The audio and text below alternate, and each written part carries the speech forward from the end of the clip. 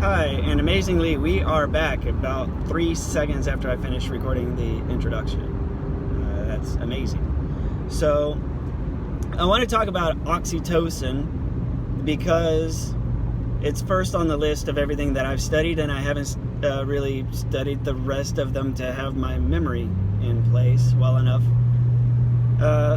Oxytocin, if you haven't heard of it, it's also known as like the cuddle hormone, the bonding hormone. Oxytocin is what your body releases whenever you have pleasant physical touch with another human. It's what bonds a baby to their mother. It's often released through skin contact.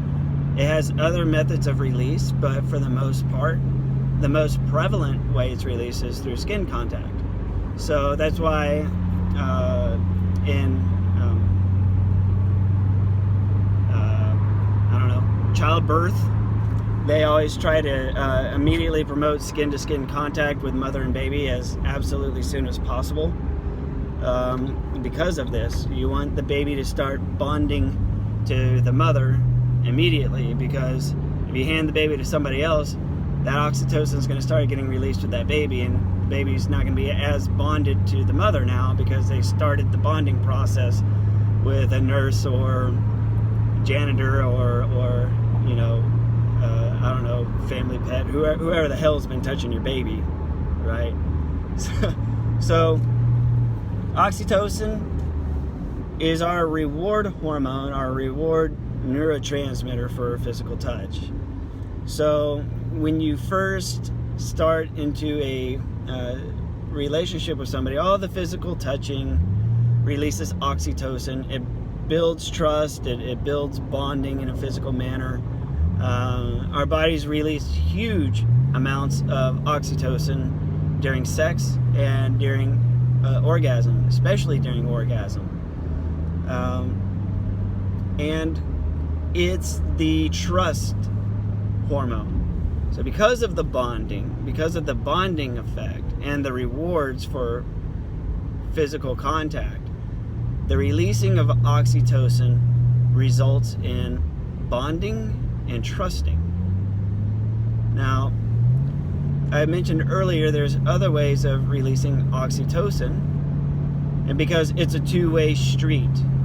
So when you're bonded with somebody and when you trust somebody, when they demonstrate something that shows bonding and they demonstrate something that shows trust, the reverse effect is true. That too triggers a release of oxytocin. So oxytocin enables trust and bonding, and when somebody acts in a trustworthy or bonded manner, that in turn releases oxytocin. So it's sort of a double binding there. This is how, when you're in the throes of an abuse cycle, when he sends flowers or when he apologizes or whenever he does something to make up for it, to show that he still has his bond with you, you might still be really mad at this person, but whenever they come back and they correctly portray still having their bond and still having their connection with you, you're going to have an oxytocin-based response. And in the first stages, you will probably yield to it. It's a learned behavior to overcome that oxytocin response. Because you have to make very strong mental decisions to reject somebody when they're vulnerable. So if you have somebody who's been abusive in some way, shape, or form, they come back, they're minimizing what happened, or they're explaining it away. They're saying they don't want to lose you, that they're very, very sorry. They got emotional. It happens. Whenever I get emotional, I make bad decisions when I'm emotional. It's something that I try to, get over. It's something that's bad about myself that I know I need to change, and I try. But whenever I get upset, I just do things and say things that I don't mean to do. They tell you all of these things. And they press the right buttons, and they're able to start rebuilding that trust and that bond with you. So oxytocin is the neurological target for hoovering. Say that again. When your narc is hoovering, the goal is to release oxytocin. That's the response that they're trying to have. They're trying to release the oxytocin by manner of showing trust, by showing that their bond is still there. That's the goal. And if you don't overcome that oxytocin response through deliberate decision making, then you'll feel like that bond is still there, that connection is still there from the very beginning. You know, when they love bomb you, they make you feel wonderful, they make you feel special. You're the perfect man, you're the perfect woman, you're such a good guy. They make you feel so good in the very beginning because they know how to make you feel good. And in the beginning stages of it, yeah, you know, you finally feel like you have this man who sees you as a beautiful, attractive woman. You finally have this beautiful woman who sees you as a good man, as a gentleman, who has all these wonderful qualities. You're protective, you're strong, she looks up to you. They build you up, and you develop this huge, you develop this very, very strong bond, all these pleasant feelings. That's oxytocin.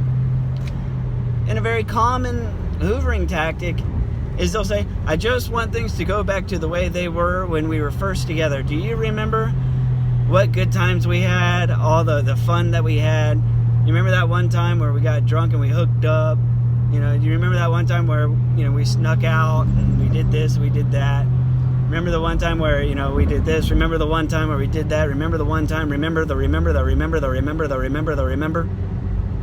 They start making you remember, right? Bringing up the memories. What they fail to tell you is that those are just memories. You've peaked, and it will never be that good again. It won't. And they may genuinely want things to go back that way. I mean, who wouldn't? I mean, it seems pretty logical. Anybody wants their relationship to be as awesome as it is in the first 6 months. But it won't be that way because of lack of whole object relations and object constancy. They can only see you as either being perfect or seeing you as flawed. And once you've demonstrated a flaw, they enter the construction phase where they're constantly trying to fix you or give you little suggestions on how to be better, or, you know, or showing annoyances. You know, God, you're always forgetting this, you're always forgetting that. If you would just, you know, wear your hair a certain way, you'd be so much prettier. You know, they get into that stage. You're already flawed in their mind. And you can only be perfect and you can only be flawed.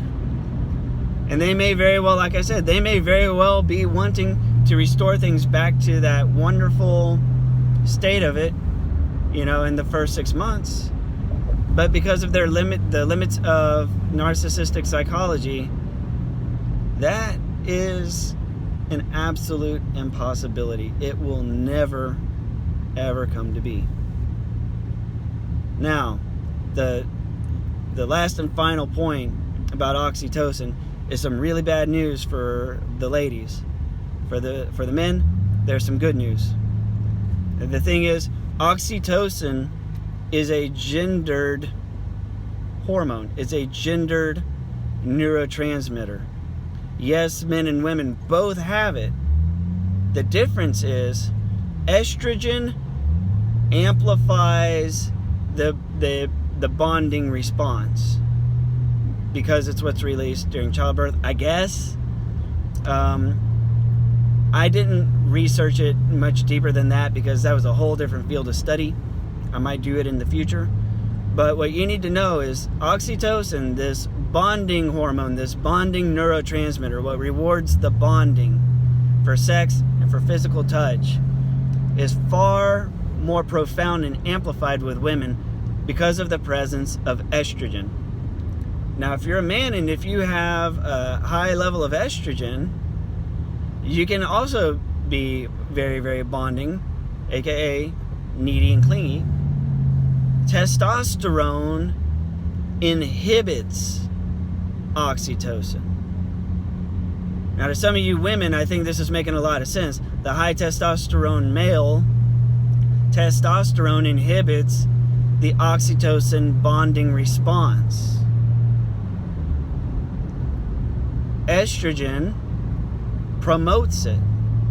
So what this means is, in men with lower levels of testosterone, they're more capable of bonding.